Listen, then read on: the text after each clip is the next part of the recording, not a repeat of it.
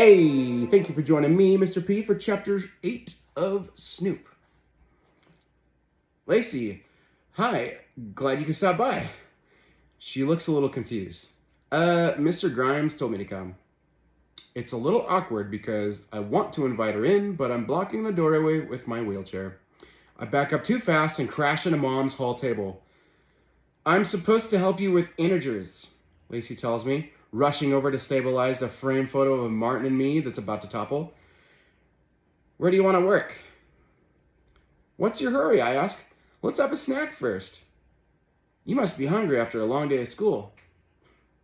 I escort her into the kitchen where two steaming pizzas just delivered by DoorDash sit on the table. She's pop-eyed. You ordered 2 pizzas? I shrug. I didn't know if you like pepperoni. You might be a vegetarian. She sits at the table but doesn't take a slice. No thanks. I'm meeting some friends at Donut Domain later. Exactly what I don't want to hear. Some friends can only mean the chairman of the board, which includes Maddox. I can't help but being resentful that she doesn't seem to appreciate the effort I put into this.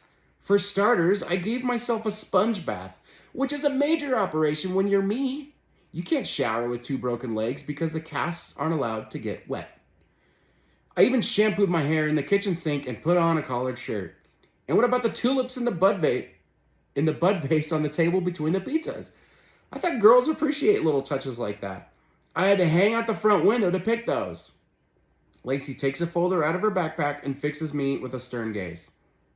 Integers. I pull my wheelchair up to the opposite of her. Right. We work on math for about 15 minutes, which is how long it takes her to figure out that I don't really need her help. So, what am I doing here? She demands, a little annoyed. You understand integers as well as I do. I sigh. Mr. Grimes is right. I have a lot of trouble concentrating on Zoom. There are so many distractions when you're at home. She looks around dubiously. Like what? I can read her mind. We live in an okay house, but it isn't exactly Disney World. What could possibly be distracting me here that every other kid isn't just fine with at their own homes? For a minute, I consider showing her the surveillance cameras I've discovered around town. After all, that's exactly what's been distracting me. The problem is, I don't want her to think I'm some kind of Snoop. And if I take her through the private cameras, it'll be kind of obvious that I'm spying on her and Maddox and the chairman. I can't let her think that. She'll hate me. You want to see something cool? I blurt, suddenly. I don't wait for an answer. I'm already rolling myself to the door that connects to our attached garage. My wheelchair thumps the 3 inches down to the concrete floor, and I roll over to a contraption the size of a backpack. It consists of a central hub surrounded by 4 pods, ending in black rotor propellers. At the center of its 3 legs is a remote control camera and on a pivoting bracket. What's that? Lacey asks. My mom's drone, I supply. She's a famous photographer, you know. As soon as the words are out of my mouth, I wish I could call them back. The last thing I need Lacey connecting my mother to? The diaper shot. It wouldn't take much for her to put 2 and 2 together and identify that the baby with the saggy diaper as yours truly. Really? What does she photograph? Well, she's a serious artist, I explain, but she makes most of her money working for surveyors and construction companies. That's what the drone is for, aerial shots of building projects. That's really cool, Lacey comments. I've never seen one of these up close before. I hit the button, and the garage door starts to rise. You're not supposed to see them close up, I tease. You're supposed to see them in the air. I pick up the unit and its controller. One thing about drones, they're advanced and high-tech and all that, but they're not very heavy. Mom's weighs less than 15 pounds, and that's including the camera. I advance out of the garage and almost forget to set the brake on my wheelchair. That would have been cute, to roll down our slope driveway and get clobbered by a passing garbage truck. I place the tripod legs down on the tarmac, heft the controller, and fire up the motor. With a whirring sound, the rotors begin to spin, withering speed until they're just about a blur. Lacey appears at my side. Are you allowed to be doing this? The excitement in her tone is like rocket fuel to me. Oh, sure, I bolster. I go on jobs with Mom all the time. I fly the drone while she works the camera. Watch this. I ease the control and the drone rises about 6 feet up and hovers there, waiting for instructions.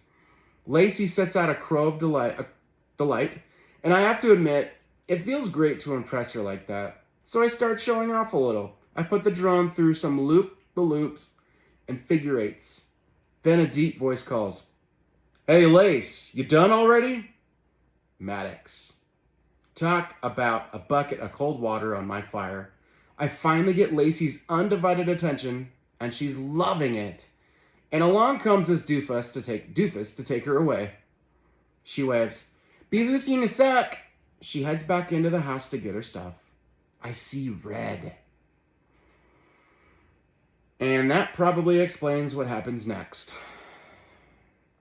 I twist the knob, sending the drone swooping down on Maddox's big, fat, smirking face. Honest, I'm not trying to hit him. I just want to buzz him a little. Part his hair with the drone's undercarriage. But here's the thing. Maddox doesn't duck. He just stands there like a deer in the headlights. At the last second, I wrench the control hard enough to sprain my wrist. The drone misses him by maybe half an inch. It buries itself with a right in our honeysuckle hedge. There it sticks, rotors still spinning. I cut the motor and give the wheels of my chair a big push, but I forget to release the brakes, so I very nearly spill myself on the driveway. Wouldn't that look great? Maddox stares at me. What was that? Was that a drone? Lacey reemerges with her jacket and a book bag. Ready? She declares, and then she turns to me. Are you okay, Carter? Are you going to be able to get the drone out of the bushes? Oh, sure. I tell her, no problem. The fact is, I'm pretty sure it's lodged in there too high for me to reach from my seated position. But I just need her away from here, even if it means she has to go with Maddox. If it turns out I've damaged my mother's drone, I'm probably going to cry, and I don't want Lacey around for that. In the end, I have to wait till the elementary school drops Martin off. When he sees the machine lodged high in the bushes, he exclaims, Mom's gonna kill you! Like I don't know that, I say. Mom's pretty forgiving, like she once forgave a guy for breaking both my legs. It shuts Martin up right away. It's kind of the gift that keeps on giving. He lets me boost him to the top of the bushes to rescue the drone. Unbroken. God bless America. The only thing he doesn't have the strength to do is to boost my wheelchair up the 3-inch step from the garage to the house level.